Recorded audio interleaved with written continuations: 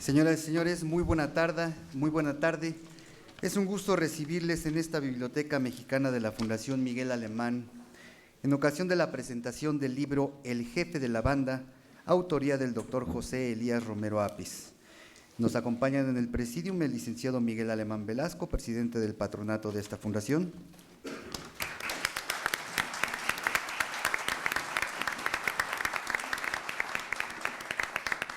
El licenciado Pascal Beltrán del Río.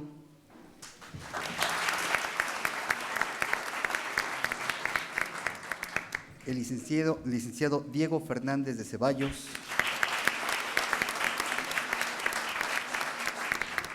El licenciado Francisco Labastida Ochoa.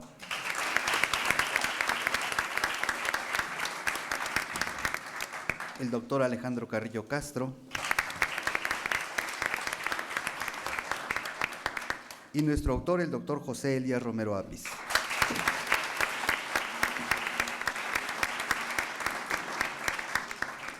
Vamos a iniciar con los comentarios de don Pascal Beltrán del Río.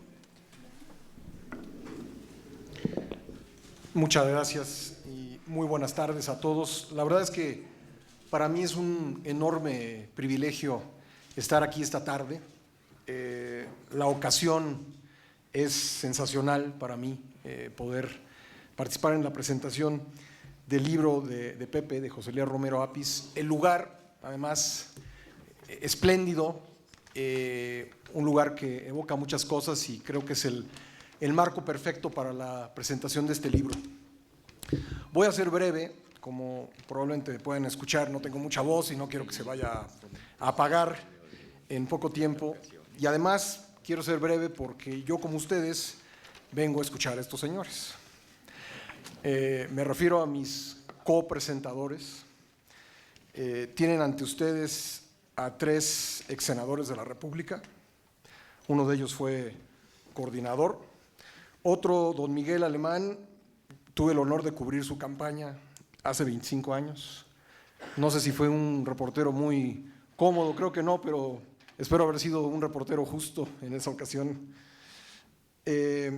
2 exgobernadores, 2 excandidatos a la presidencia de la República que, por cierto, se quedaron muy cerca de alcanzar la cima, y yo siempre me he preguntado qué distinto sería este país si en 1994 hubiese ganado la presidencia Diego Fernández Ceballos y en 2000 lo hubiese ganado Francisco Labastida Ochoa, cosa que perfectamente pudo haber pasado en uno y otro caso. Pero nunca sabremos, aún así yo me lo voy a preguntar siempre. Son 3 hombres, mis copresentadores, que han servido a su país desde el sector público y el sector privado, de diferente manera, pero en todos casos igualmente importante. ¿Y qué puedo decir de José Elías Romero Apis? Es un amigo entrañable desde hace 10 años. Antes de eso yo sabía mucho de él no me conocía a mí, yo estaba pendiente de su trabajo como funcionario público. Admiro mucho a José Elías por su compromiso con el país y con sus semejantes, por su amistad, que siempre deja múltiples evidencias, y por su gran cultura y conocimiento de los que ha brevado durante una década. Y cada viernes, estoy seguro que ustedes lo saben, Pepe nos regala en Excelsior un artículo de fondo, un artículo que a mí en lo personal estoy seguro que a muchos lectores nos deja pensando a lo largo de varios días. Pepe siempre se caracteriza por una crítica certera y elegante, que no confunde la verdad con la estridencia, ni la mentira con la serenidad. Es un hombre al que le he aprendido muchas cosas, he tenido la oportunidad de platicar muchas veces con él, y una de las cosas que más disfruto en las conversaciones con José Elías, y con esto voy a adentrarme en el libro que estamos presentando el día de hoy, es su enorme conocimiento de las anécdotas políticas. Yo soy un fanático de las anécdotas políticas, no por el chisme, aunque es cierto que algunas de ellas son muy sabrosas, sino porque nos hablan del funcionamiento del sistema político. Desgraciadamente, lo digo como interesado en la historia política de mi país, lo digo como periodista, la historia de México ha sido, la historia reciente, la historia política de México en los años recientes ha sido una historia sobre todo oral. Lo comento en el prólogo del libro que Pepe me hizo el honor de pedirme que escribiera, que son muy pocas las memorias escritas por políticos prominentes. Comienzo por los presidentes de la República, hay muy pocas. Y en general a mí no me dejan nunca muy satisfecho, las conozco, las he leído, he buscado incluso algunas que no son muy conocidas, pero casi siempre las encuentro llenas de justificaciones y con muy pocas explicaciones de cómo funcionaba el sistema, de cómo accedieron ellos al poder y cómo lo ejercieron. Me hubiera gustado saber un poco más. Y yo creo que este hueco de ausencia de información, el libro viene a llenarlo de una forma muy importante. Este libro, si bien en su hechura, en la parte de la escritura, demoró a lo mejor un año, un poco menos, la verdad es que esto es una investigación que le llevó décadas a José Elías Romero Apis. Yo creo que es un trabajo que él comenzó sin saberlo, cuando era niño, cuando conoció a presidentes de la República y expresidentes que pasaban por su casa, y tuvo el buen tino de siempre tomar nota, no sé si nota física, Pepe, o nota mental, de muchísimas anécdotas de los presidentes. Gracias a ello tenemos frente a nosotros un libro, El jefe de la banda, que además a mí me encanta el título, que es un compendio de anécdotas prácticamente todas desconocidas sobre 21 presidentes de la República. No les voy a echar a perder ninguna de ellas, pero si tuviera que quedarme con alguna o si fuera yo a utilizar alguna para ejemplificar la fuerza de este libro, la profundidad de la investigación, y me gusta mucho que en este libro Pepe es verdaderamente periodista, acude a fuentes, las contrasta y saca la versión que parece más apegada a la realidad. Esa anécdota a la que me refiero es el destape, el momento del destape del presidente López Mateos, un presidente que se daba por perdido en la carrera por la sucesión presidencial, un presidente a quien su jefe le había dejado de hablar, y no solo eso, lo humillaba llamando a los subsecretarios a acuerdo. Y este hombre un buen día decidió que estaba a punto de ocurrir el destape y él ya no tenía ninguna posibilidad, entonces reunió a sus colaboradores cercanos en una cena. Me evoca mucho la escena de la última cena, y les dice como la política mexicana de aquel entonces, y todavía pues una política de equipos, les dijo a sus colaboradores: yo no tengo futuro, pero ustedes busquen el suyo, siéntanse en la libertad de buscar su futuro en otros equipos. De ahí López Mateos se fue a su casa de San Jerónimo, relata José Elías Romero Apis, se encerró, apagó la luz, se sirvió una o varias copas hasta que sonó el teléfono. ¿Y quién era en la línea telefónica? El presidente de la República, obviamente a través de un secretario, y pues le comunicó la noticia que él no esperaba. Después entendería, o el presidente Ruiz Cortines le haría saber que le había retirado la palabra como una prueba. Lo estaba poniendo a prueba a ver si tenía las agallas, la fortaleza para ser candidato a la presidencia. Toda esta historia, que es mucho más rica en el libro, no dejen de leerla, es algo que no se había relatado con base en la información aportada por tantas fuentes de primer nivel. El gran mérito de Pepe es haber juntado todas estas fuentes, toda esta información, haber utilizado lo que le parecía lo más fidedigno, haber descartado lo demás, y así nos va llevando a lo largo del libro a un repaso de la vida de los 21 presidentes. una vida que además, o un libro en el que además no lo vivimos como pasado, sino lo vivimos como presente, porque estos personajes, como la memoria es la sustancia de este libro, esos personajes a los que se refiere Pepe siguen vivos, dialogan con nosotros, con el autor, con los lectores. Es un libro que recomiendo ampliamente. No vengo aquí a hacer una crítica del libro porque tuve una modesta participación en él y hacer la crítica sería hacer la autocrítica. Pero sí los invito a todos a leerlo, a aprovechar que está aquí su autor y aprovechar que está aquí tres políticos que nos pueden enseñar mucho sobre el funcionamiento de la política. Muchas gracias.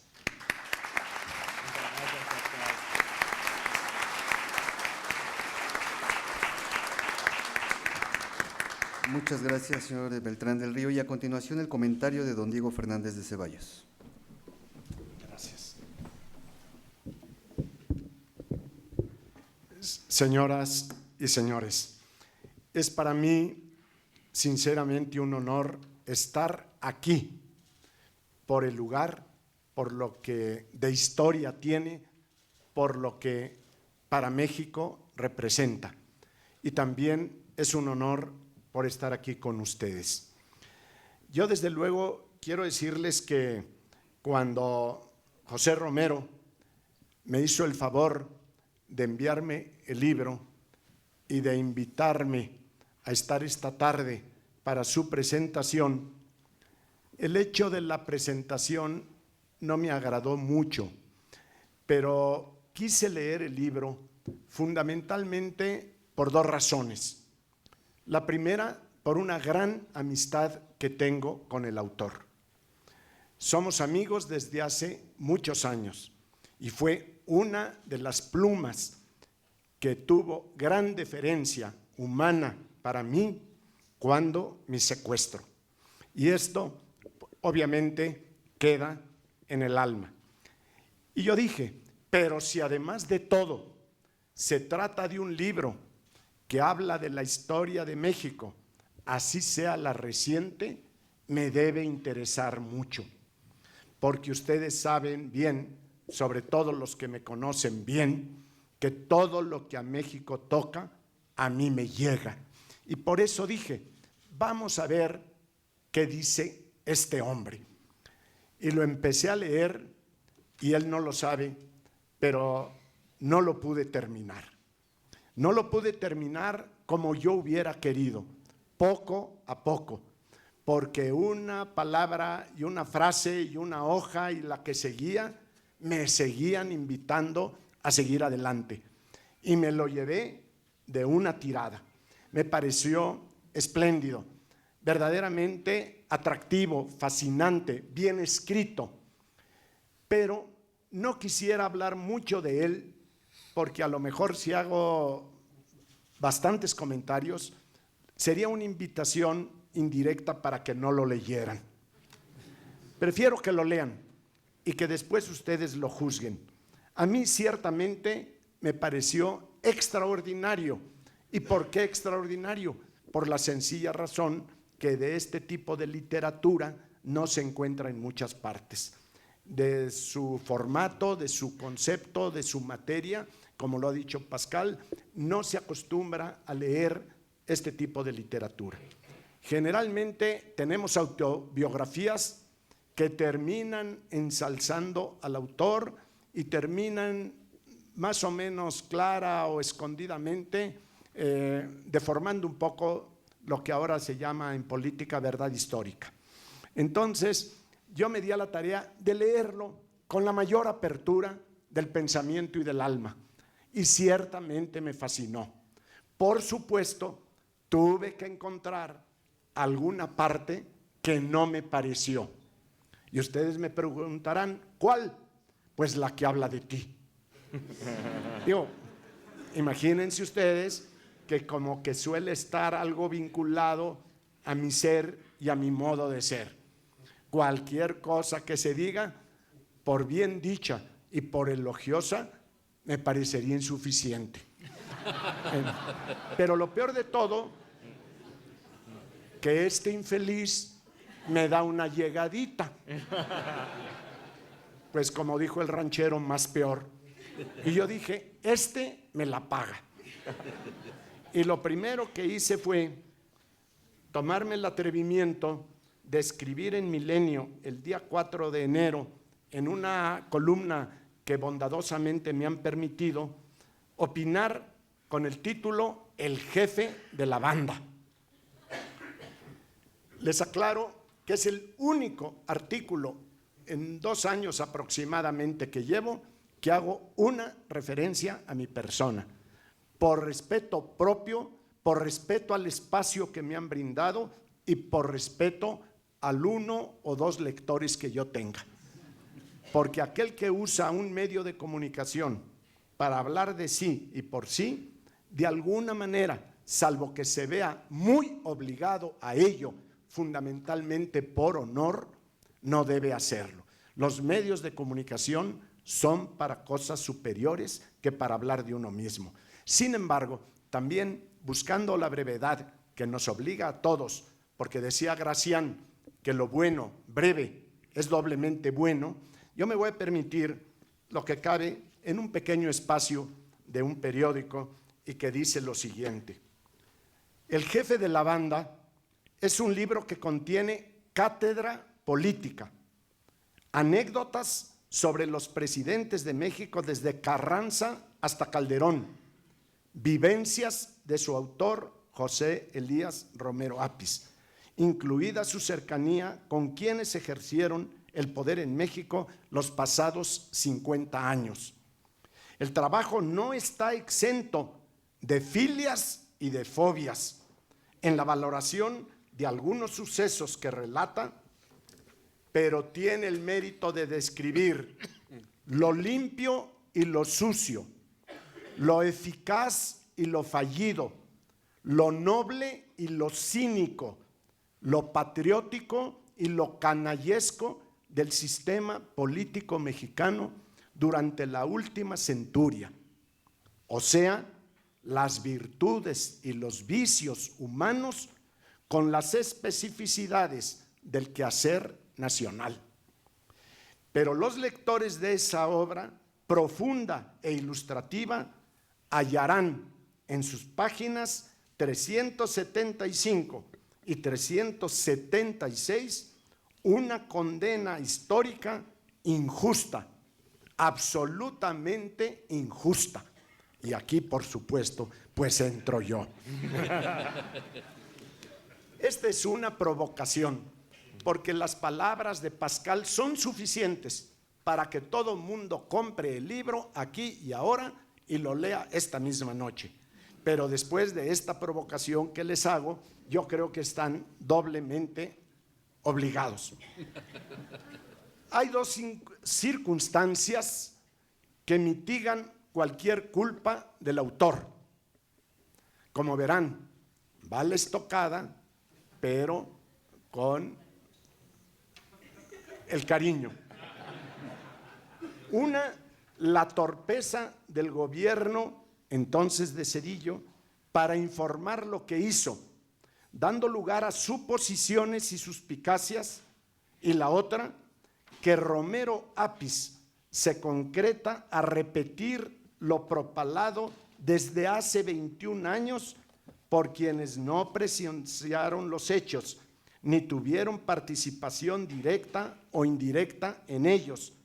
Pero el infundio se convirtió, repito, en verdad histórica.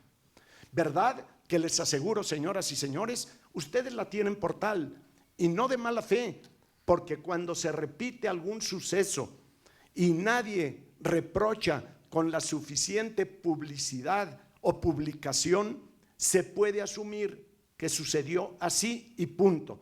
Pues esa verdad histórica, verán ustedes en qué consiste. La imputación expresada sucintamente consiste en que el presidente Zedillo hizo una transacción partidista con la PGR, que decidió regalarla al Partido Acción Nacional. Les aseguro que para muchos de los de aquí, de buena fe, la tienen y por motivos explicables como verdad histórica. Que la transacción la hizo entregándola al Partido Acción Nacional, primero en la persona de Diego Fernández de Ceballos y después por la negativa de este, y aburrido de tanta búsqueda, envió a los panistas el nombramiento en blanco para que ellos lo llenaran a su antojo y gana, ante lo cual Fernández de Ceballos anotó el nombre de Antonio Lozano. Pues no obstante que nada me vincula en amistad, afecto o trato personal con Zedillo, y que tengo motivo para guardar distancia de él y de quien fue su secretario de Gobernación, Choaifet, reitero lo que he sostenido desde 1994. La acusación parte de un hecho real, se adereza con suspicacias y mentiras y concluye con un juicio mal intencionado, repetido ad nauseam por los que detestan al expresidente, en algunos casos con sobrada razón. Mi testimonio, este fue para un periódico, hoy es para ustedes. Primero, el 27 de noviembre de 94 Zedillo me pidió que aceptara ser Procurador General de la República, lo cual rechacé reiteradamente. Agrego que lo hice por una razón muy sencilla, pero que ustedes entenderán. Acababa de ser yo su contendiente, candidato a la presidencia de la República. Y cuando yo había obtenido 10 millones de votos, no era sensato, no era políticamente aceptable que a los pocos días me alquilara de procurador. Y todo mundo con buenos motivos hubiera supuesto que todo lo anterior había sido un juego tramposo en donde yo me había prestado para una farsa. Y, naturalmente, para eso no nací. Segundo, por tal motivo, invitó a su casa, me refiero al presidente Zedillo, a Carlos Castillo, entonces presidente del PAN, para pedirle que me convenciera. Estuvimos en esa reunión, el propio Castillo, Gabriel Jiménez Remus y yo. 3. Una alusión al PAN hecha por Castillo provocó que Zedillo le reprochara con enojo el comentario, precisándole que la propuesta era y su decisión sería por una persona, no por el Partido Acción Nacional. Esto lo debo de destacar porque es una verdad que me consta, que me tocó vivir y que va en reconocimiento de un acto de un hombre que, repito, con él no tengo ningún vínculo, ninguna cercanía, pero donde hay una mentira hay que denunciarla. Él no estuvo ofreciendo en ningún momento al Partido Acción Nacional una Procuraduría General de la República. 4. Antes de concluir la entrevista, el presidente me pidió, era presidente electo, que le sugiriera a alguien y le propuse a Rafael Sánchez Miranda. Por cierto, aquí está un sobrino. Abogado priista, hombre probo, que trabajó en gobernación con el entonces secretario Olivares Santana. 5. Es falso que sugerí o anoté al licenciado Lozano, pero ratifico la amistad, la gratitud y el respeto que le profeso de antes y por siempre. Con este testimonio honro el lema de mi campaña de 1994, por un México sin mentiras. Hasta aquí la publicación. Con esto le quiero decir a cada uno de ustedes que si al mismo tiempo que Pascal y yo les invitamos a leer el libro, y seguramente quien nos seguirá en el uso de la palabra, empezando por interés propio por el autor, estoy seguro que ustedes encontrarán posiblemente alguna imprecisión. Hace unos momentos alguna de las personas aquí me decía algún reclamo pequeño sobre alguna cita, sobre algún incidente en el libro. Así es el trabajo humano. Lo perfecto solo le corresponde a Dios, pero al hombre, a la mujer, solo nos importa ser honestos a carta cabal.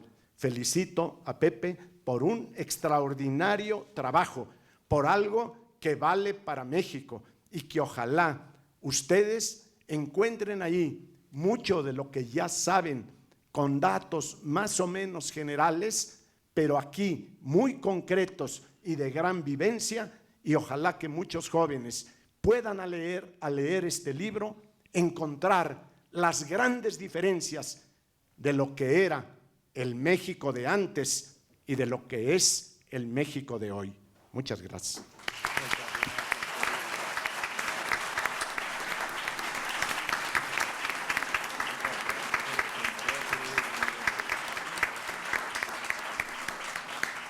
Muchas gracias, don Diego Fernández de Ceballos, y a continuación los comentarios de don Francisco Labastida Ochoa.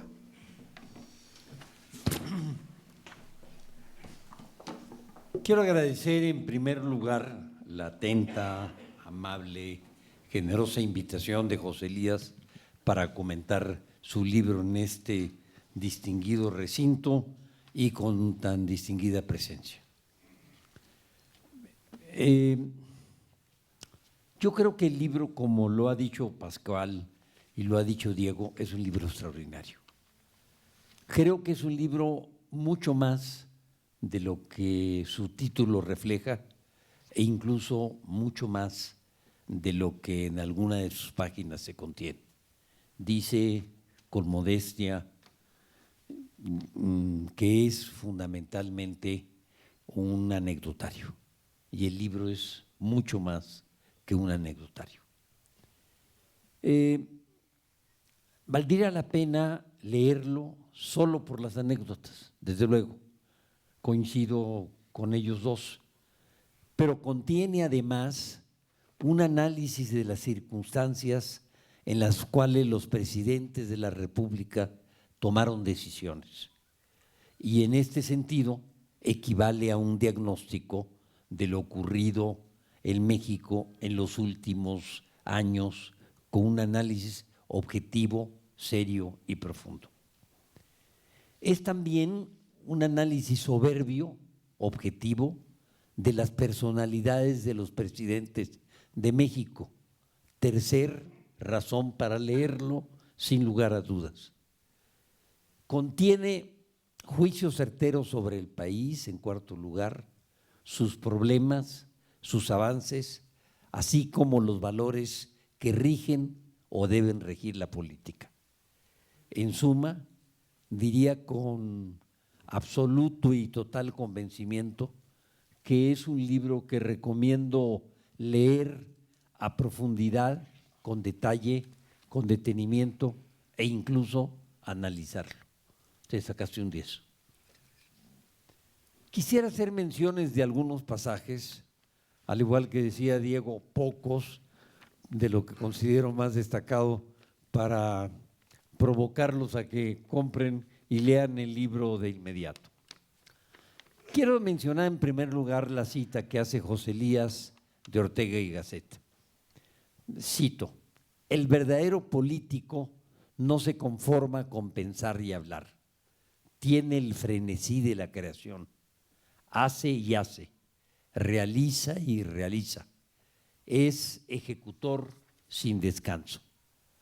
Menciono la cita porque coincido plenamente con ella, y obviamente José Elías también. El máximo valor de la política es lograr transformar al país para que esté mejor el país y los mexicanos. Solo eso justifica la política. Aquellos que hacen política para enriquecerse o para beneficiar a algunos amigos no son políticos, solo medran y corrompen la política. En las páginas finales, José Elías dice, lo cito: México es uno de los 2 países del mundo republicano que ha gozado de estabilidad política e institucional por más tiempo, de manera ininterrumpida, 98 años. El otro son los Estados Unidos de América. Agrega, las elecciones mexicanas, tanto generales como intermedias, se han celebrado en las fechas que lo ordena la Constitución, sin que se hayan suspendido o pospuesto en ocasión alguna. El siguiente párrafo menciona que los poderes federales han quedado integrados, instalados y funcionando sin ninguna interrupción y sin ninguna dilación.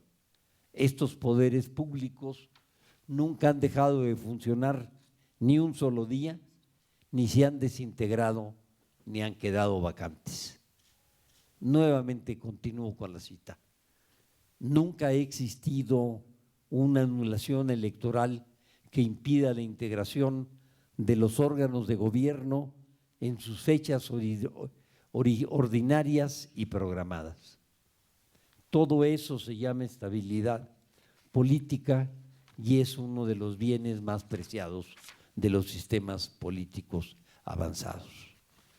Ya ven por qué digo que no es solo un libro de citas. Posteriormente dice, a muchos mexicanos nos parece insensato que se hable con tanta ligereza de anulaciones electorales que jamás procederían, que se propongan interinatos absurdos, que se demande la no instalación de poderes públicos. Todo esto por berrinches incontrolados y por impotencia inaceptada. Página más adelante agrega, a casi todos los mexicanos no nos gusta nuestro presente, no nos gusta la pobreza, no nos gusta nuestra inseguridad, no les gusta nuestra justicia, no les gusta nuestra política. La conclusión para mí en este magnífico análisis que hace José Elías es que la estabilidad en el país es necesaria, pero no es suficiente. Me permito dar una opinión personal sobre ello. El dinero fácil, el dinero que proviene de la exportación del petróleo del país y del endeudamiento, nos hizo daño al país. Los dos periodos presidenciales que endeudaron más al país fueron las del señor presidente Echeverría y el presidente López Portillo. No hay ningún juicio personal ni emoción personal en contra de ellos al referirme a los mismos. Con los dos presidentes trabajé, los dos me dieron un trato espléndido, de los dos guardo un muy buen recuerdo. López Portillo incluso me ofreció que fuera candidato a gobernador a Sinaloa, lo fui 6 años después, le dije no estoy listo para ser gobernador, presidente, no sé nada de seguridad y me está pidiendo que me vaya al estado con mayor violencia en todo el país.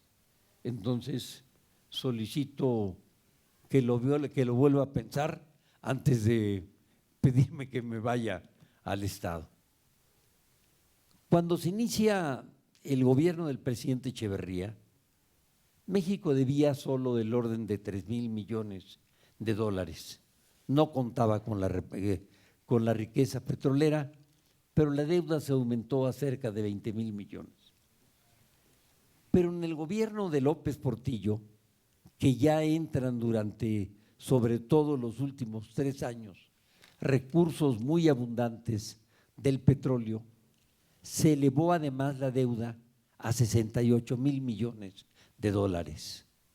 El déficit fiscal era el equivalente del 16% del PIB, eso equivale más o menos a unos 2 millones de pesos en la actualidad.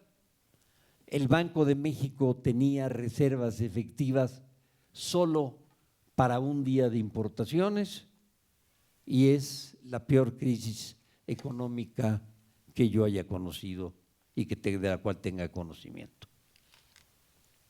José Elías relata e interpreta con toda razón que la crisis económica y financiera del país impulsa a que el candidato que siguió a López Portillo fuera Miguel de la Madrid. Yo agrego que era simplemente el único que podía evitar una catástrofe de consecuencias mayúsculas en donde se hubiera perdido, si no es de la Madrid, la estabilidad política del país.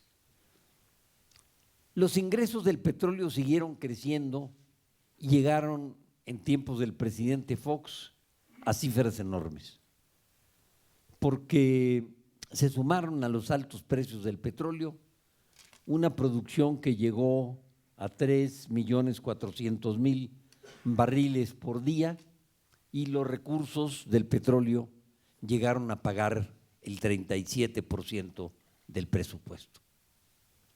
Pero yo creo que este no es el daño mayor. Lo grave fueron los destinos de dichos recursos.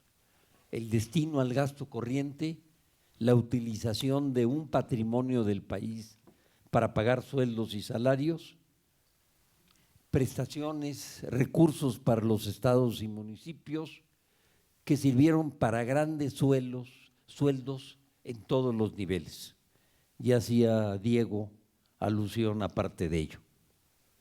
En lugar de utilizar el patrimonio de la nación, el petróleo, en inversiones productivas y sociales, se fueron a gasto corriente. Con esta abundancia de recursos se dio otro dislate. Se pagaron sueldos y prestaciones prácticamente sin obligaciones para los servidores públicos. Obtuvimos estabilidad política, es cierto, pero al costo de tolerar ineficiencia y en algunos casos corrupción. Los monopolios se hicieron ricos, fundamentalmente algunos que estaban metidos en ley, a un grupo pequeño de mexicanos, y la política de sueldos y salario no llegó a compensar la inflación que cotidianamente se vivía. Los servicios bajaron de calidad. Se pensó que por pagarles más a los maestros se iban a dar mejores clases. Eso fue totalmente falso. La calidad de la educación se vino abajo, no solo el estado de las calles, como menciona en su libro José Elías, sino también la justicia se deterioró profundamente, el sistema carcelario se pudrió, el gasto se orientó más a los fines políticos en lugar de fomentar el crecimiento económico y el empleo. En este gobierno se han iniciado importantes reformas de gran calado. De hecho, reformas diferidas desde hace muchos años, diría décadas. Ojalá que la instrumentación permita llevarlas a buen puerto para el bien de los mexicanos, del país y del propio gobierno. Me tomo la segunda libertad.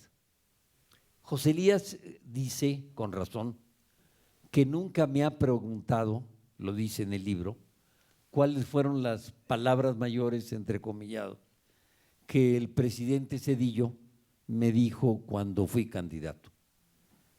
Me permito comentarles a él y a ustedes que nunca en mi caso hubieron palabras mayores. Permítanme explicarlo. José Elías relata que González Fernández no estuvo de acuerdo con el método de elección del candidato. Yo agrego, no solo González Fernández, los dos juntos, es decir, el presidente del PRI y el secretario de Gobernación, le dijeron juntos en 3 ocasiones al presidente Zedillo que era un grave error el método de elección de candidato que sus asesores le habían diseñado. Cuando González Fernández me informó de la decisión del presidente, le dije que no estaba de acuerdo y le llamé al presidente una 4ª ocasión, algo absolutamente descortés según los protocolos mexicanos, para decirle que estaba cometiendo un error. Obviamente mi opinión nunca fue tomada en cuenta. Mi reflexión personal es que si el presidente no le confiaba al secretario de Gobernación en un asunto tan delicado, yo no tenía nada que hacer en la Secretaría de Gobernación. Le ofrecí incluso al presidente que no intentaría ganar la candidatura, que me iba al partido o que me iba a la calle, y que apoyaría que él me indicara. Me insistió en que buscara la candidatura. Le renuncié verbalmente unas 3 ocasiones, mismas que no fueron aceptadas, y aprovechando una gira del presidente dentro de la República, le mandé por escrito mi renuncia. A los pocos minutos, Líbano Sáenz, compañero tuyo, de Diego.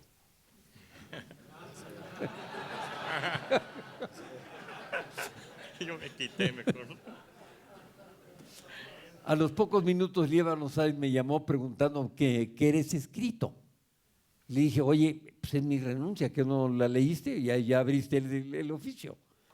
Me dijo, oye, no puede renunciar en este momento, espérame a que le informe al presidente. Más tarde me llamó diciendo que el presidente Zedillo me pedía que difiriera un día la renuncia, que lo hiciera al día siguiente, para que pudiera platicar conmigo de quién era el más adecuado para sucederme en la Secretaría de Gobernación y despedirme con las formalidades del caso. Obviamente, en esas circunstancias no hubo palabras mayores. Quiero dejar constancia, por último, de que me siento, a pesar de todo, un hombre muy afortunado. Yo creo que Diego también puede decir lo mismo. Perdí la presidencia de la República y con ello la posibilidad de realizar muchos ideales. Pero gané cercanía con mi familia, con mi mujer, con mis hijos, con mis nietos, y gané cercanía con muchos buenos amigos que me honran con su amistad. Les doy gracias a la vida por tener mi familia y por tener tan buenos amigos que me nutren y le dan felicidad a mi vida. Muchas gracias.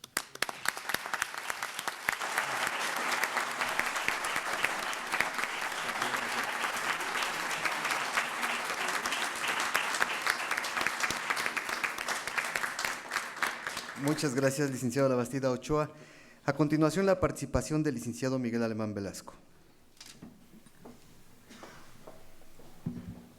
Muchas gracias. Buenas noches, señoras y señores. He explicado esto ya varias veces, pero me siento como el quinto marido de Elizabeth Taylor en su noche de bodas. ¿Qué le digo? Ya no me dejaron nada más que… Bueno, sí, hay varias cosas que… Este libro interesantísimo me hizo recordar muchos años atrás, cuando comencé a interesarme por la historia de México y por la historia universal. Y fue gracias a relatos familiares, maestros y amigos que me platicaban de la historia de México y de la historia universal, y me interesaba tanto más que los cuentos de hadas y otros cuentos que había para niños. Prefería yo que me la platicaran, que me lo contaran otra vez. Esa es la facilidad que tiene este libro. La forma de contar la historia con anécdotas va totalmente en contra de la tesis de muchos maestros, en donde nos hacen aburrido y difícil el estudiar historia. Si estuviera yo ahorita en cualquier clase de historia, me dirían, ¿qué es hoy 24 de febrero? Día de la bandera, imbécil. Fechas y fechas y fechas y fechas me confundieron totalmente hasta que me vine a dar cuenta de cuál era la diferencia entre México y Europa, culturalmente hablando. Estábamos estudiando el 1519, cuando llega Hernán Cortés a Veracruz. Dijimos, ahí ya la hicimos. Digo, sí, pero en ese momento ya en Europa, pues nada menos y nada más que Lutero se estaba separando de la iglesia. Ah, caray. Pues no dijo el Papa que solamente Veracruz es bello. Nos falló. La confusión llegó a ciertos temas que efectivamente me hicieron confundir muchos éxitos, fracasos, anécdotas, hasta que ahora, como una especie de magia, me viene a hacer apreciar el momento y el sentimiento, porque se concibe como si fuera propio. Está uno viviendo la historia como testigo vivo, como un testigo verdaderamente de la historia. Afortunadamente, desde la escuela primaria en Veracruz hasta la Universidad de la Ciudad, aquí en la UNAM, tuvimos la suerte de tener maestros que lograban esa comunicación, que no confundían lo que era información a los alumnos con comunicación con los alumnos. Informar es un camino de una sola vía. Comunicar es ida y vuelta. Eso me lo dijo McLuhan y me lo dijo Humberto Eco, que en paz descanse, ayer, cuando nos decían que el medio era el mensaje, decía McLuhan. Y el otro decía, no es cierto, el mensaje es el medio. Si el medio es muy poderoso, el mensaje es muy poderoso. Si el medio es constante, pero no es poderoso, también es muy importante. Pero no es lo mismo. Bueno, eso ahí se los dejo de tarea.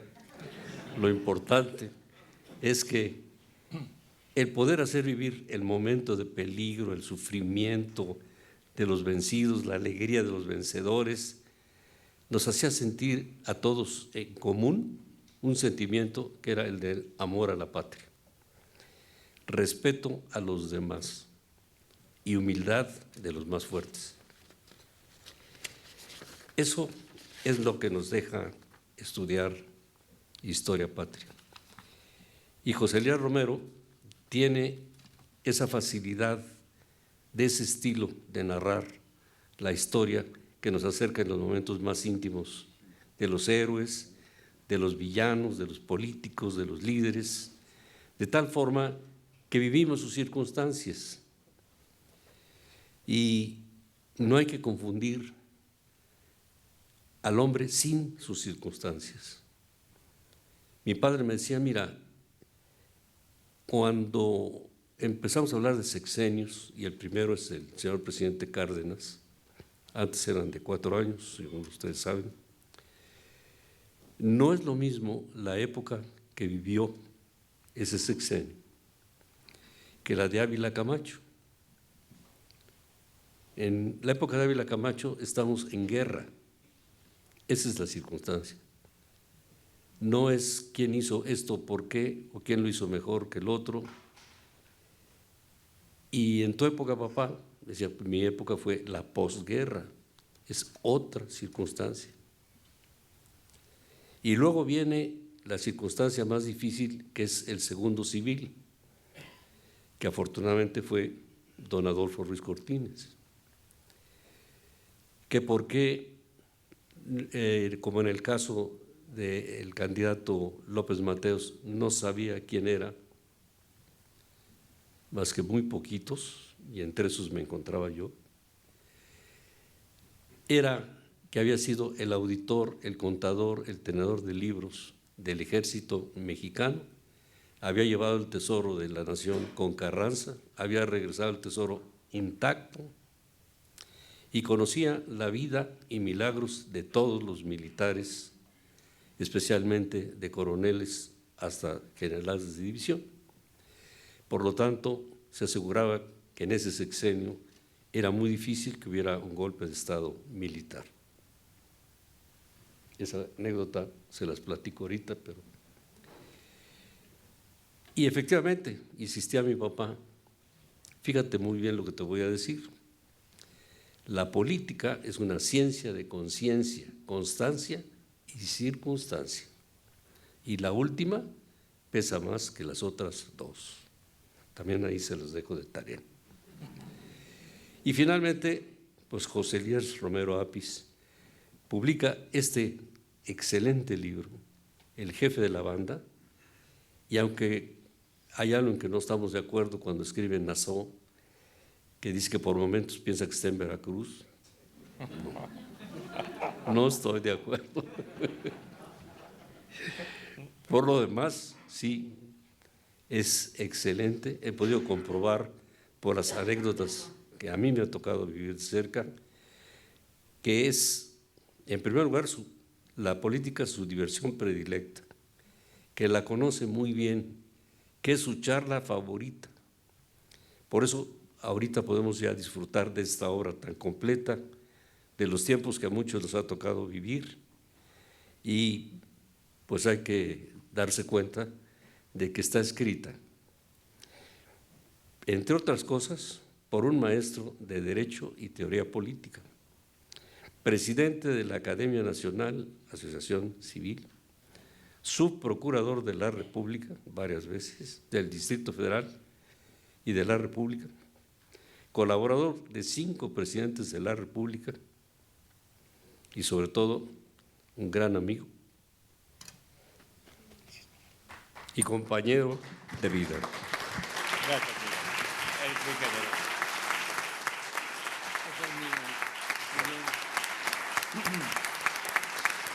Gracias, Miguel.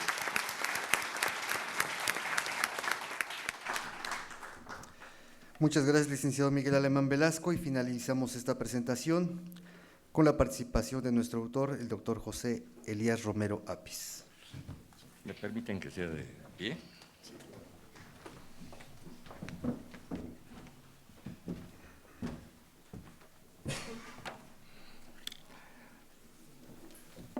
Esta ha sido para mí, en compañía de mis muy queridos amigos y de mis seres más queridos, una tarde memorable. Hemos visto que hemos provocado confesiones, las de Diego, las de Francisco, las de Miguel, las de Pascal. Hasta alcancé a escuchar a Pascal que dijo: paren las rotativas. Porque Diego ya dijo algo que estuvo guardado 21 años. Francisco ya dijo algo que lleva 16 años guardado. Y Miguel nos acaba de regalar algo que lleva 55 años guardado.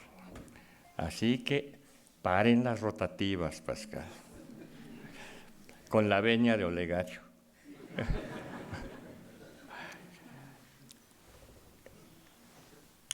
Siempre recordaré estas palabras de mis amigos.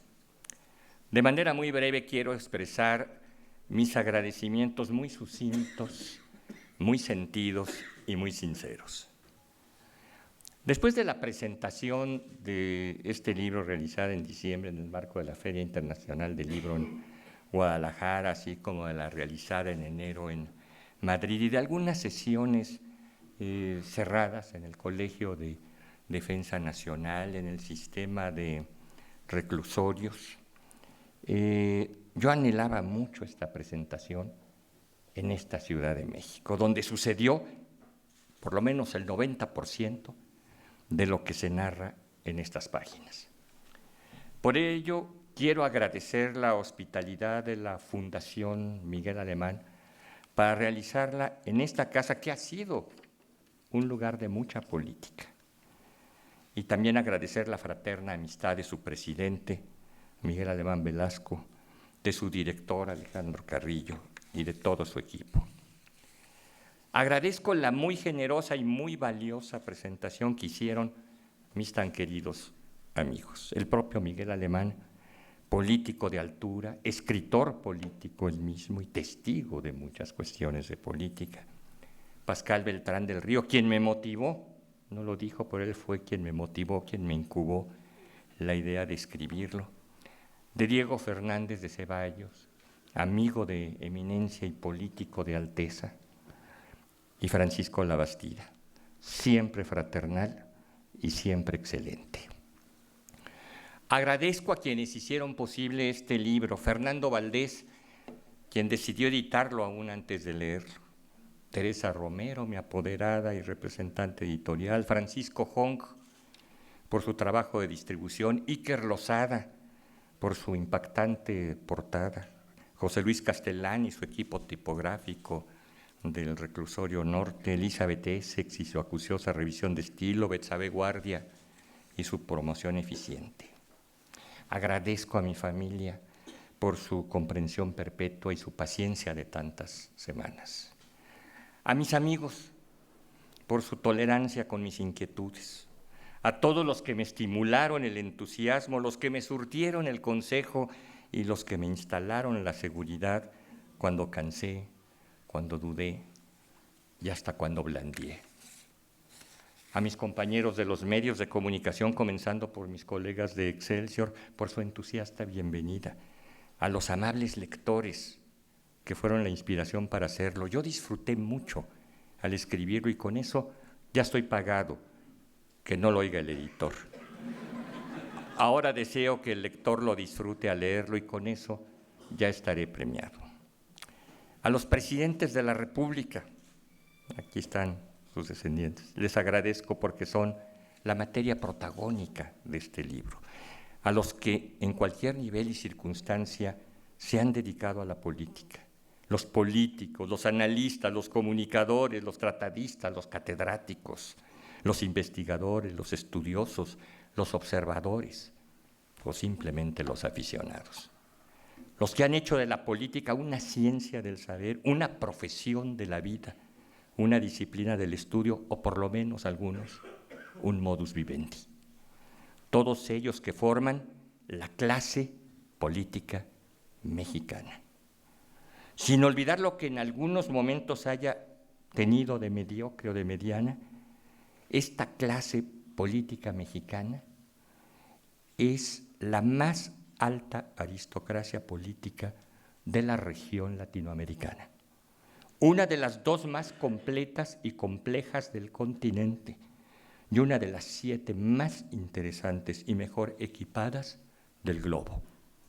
Si hiciéramos un foro cúpular de alta política mundial, yo incorporaría esos 7 y todavía les regalaría 3 lugares más para que los repartieran donde quisieran y tuviéramos un G10 de la alta política del planeta Tierra. Pongamos un parámetro menos subjetivo, relacionado con la comunicación política analítica.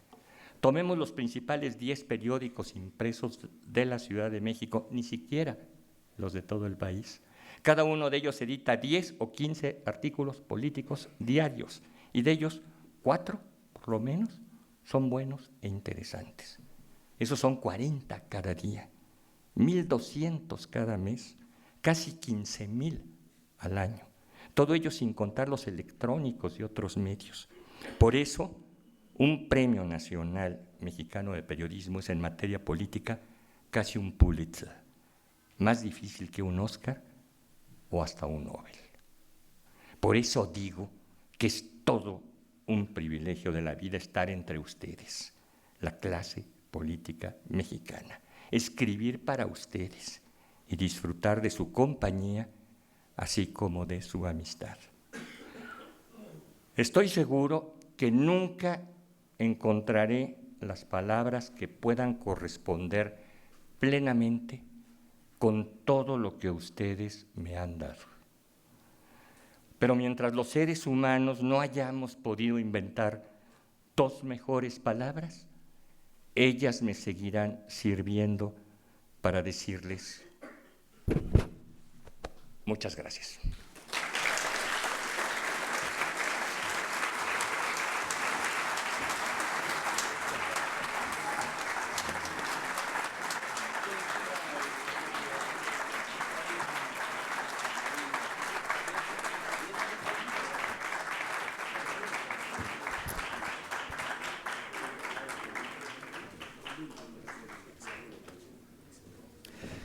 Señores y señores, de esta manera damos por finalizada esta presentación del libro El jefe de la banda.